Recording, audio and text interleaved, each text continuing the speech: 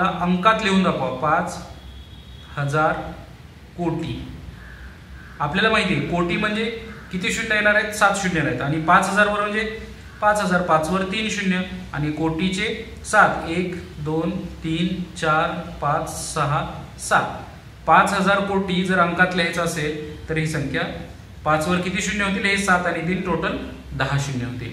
असंच जर सांगितलं तुम्हाला 20000 कोटी लिहा, 20000 कोटी, परत कोटीचे 7 शून्य आपल्याला माहिती आहेत, 20000 म्हणजे 20 वर 3 शून्य, हजारचे 3 शून्य, 20000 आणि कोटीचे परत 1 2 3 4 5 6 7, 20000 कोटी आले।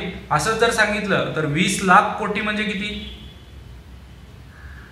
20 लाख कोटी,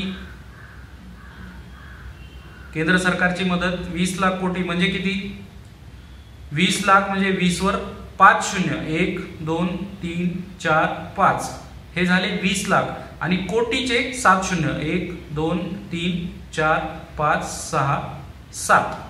आता 20 लाख कोटी म्हणजे 2 वर किती शून्य मोजून पहा, 1 2 3 4 5 6 7 8 9 10 11 12 13, म्हणजे 2 वर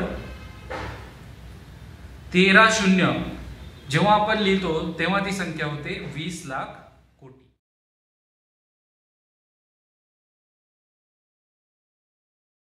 यानंतर आपण पाहणार आहोत नैसर्गिक संख्या। मित्रांनो, रोजच्या जीवनामध्ये ज्या संख्यांचा वापर आपण मोजण्यासाठी करतो, म्हणजेच 1 पासून सुरुवात होणाऱ्या त्या अनंतापर्यंत असणाऱ्या ज्या संख्या आहेत त्यांना आपण काय म्हणतो, नैसर्गिक संख्या। इंग्रजीमध्ये त्याला नॅचरल नंबर्स असे म्हणतात। या संख्यांना मोज संख्या असेही म्हणतात कारण आपण त्याचा वापर मोजण्यासाठी करतो। आणि हा नैसर्गिक संख्याच्या संचामध्ये जेव्हा आपण शून्याचा समावेश करतो, म्हणजे नैसर्गिक संख्या ह्या 1 पासून अनंतापर्यंत आहेत, तर जेव्हा याच्यामध्ये आपण शून्याचा वापर करतो, शून्याचा समावेश करतो, तेव्हा तयार होणारा नवा जो संच असतो त्याला पूर्ण संख्यांचा संच असे म्हणतात। यामध्ये फरक एवढाच आहे, नैसर्गिक संख्या ह्या 1 पासून सुरू होतात तर पूर्ण संख्या ह्या 0 पासून सुरू होतात।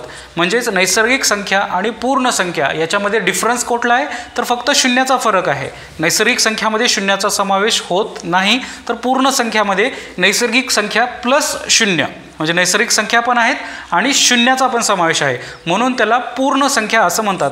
असेच संख्यांचे प्रकार किंवा संख्यांचे काही गट केलेले आहेत। जसं जसं आपल्याला सिलेबस आपला पुढं जाईल तसं आपण एका एका संख्येची ओळख करून घेणार आहोत।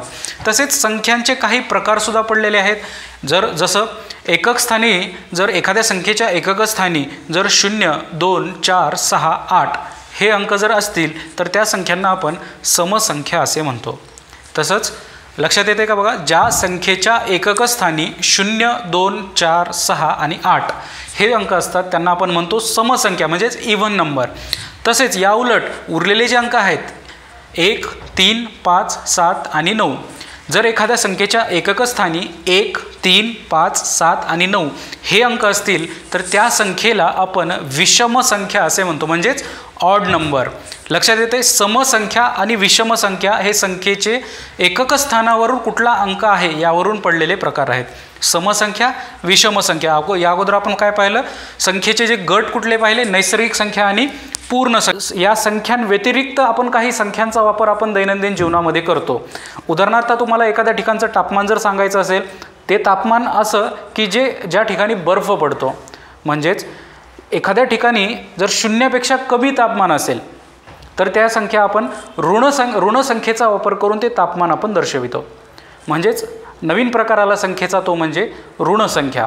आता ऋण संख्या म्हणजे काय, 0 पेक्षा लहान संख्या दर्शवण्यासाठी आपण ऋण संख्यांचा वापर केला जातो। संख्या ह्या त्याच आहेत 1 2 3 4 5 6, पण जेव्हा त्या 0 पेक्षा कमी असतात तेव्हा ऋण एका चिन्हाचा वापर करून ते आपल्याला दर्शवता येतात। जेव्हा त्या संख्याच्या अगोदर ऋण चिन्ह असतं तेव्हा याचा अर्थ असा असतो की त्याची किंमत ही 0 पेक्षा लहान आहे। म्हणजे हा एक वेगळेपण आहे त्या संख्यांचं।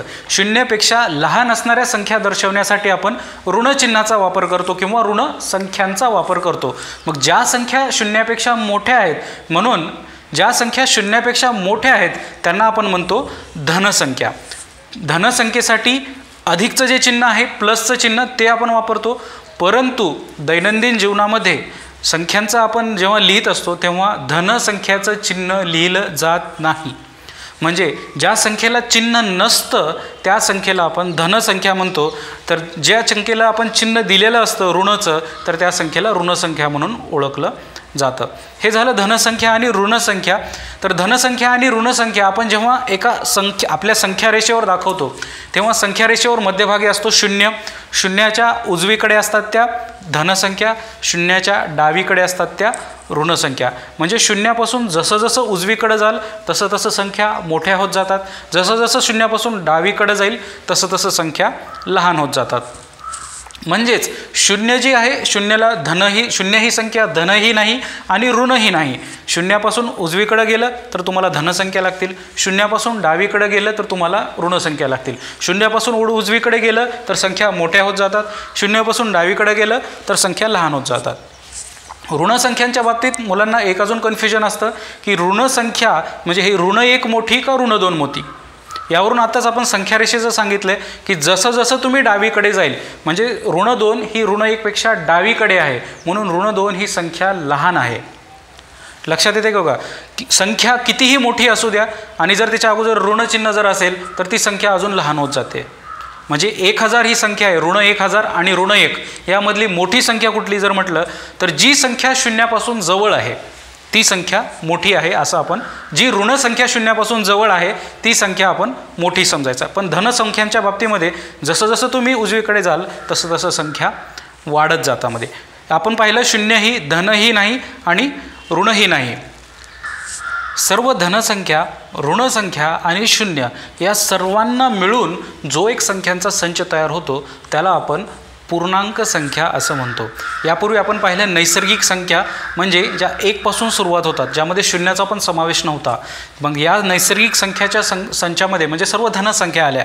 याच धनसंख्याच्या संचामध्ये जेव्हा आपण शून्याचा समावेश केला तर तो संख्यांचा नवीन गट तयार झाला, त्याला आपण म्हटलं पूर्ण संख्या. पण अजून एक प्रकारच्या नवीन संख्या आल्या ज्या म्हणजे ऋणसंख्या, त्याला पण आपल्याला एका गटामध्ये टाकावं लागेल.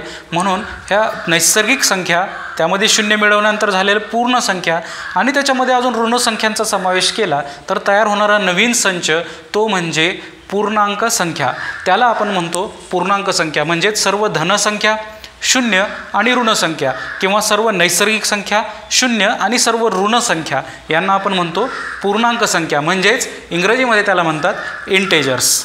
आता पूर्णांक संख्या आणि त्यांची बेरीज वजाबाकी गुणाकार भागाकार यामध्ये चिन्हांचा वापर कसा करायचा ह्या गोष्टी समजणं आवश्यक आहे. पुढच्या पाठामध्ये आपण पाहूया पूर्णांक संख्यावरील मूलभूत क्रिया म्हणजेच बेरीज वजाबाकी गुणाकार आणि भागाकार. धन्यवाद.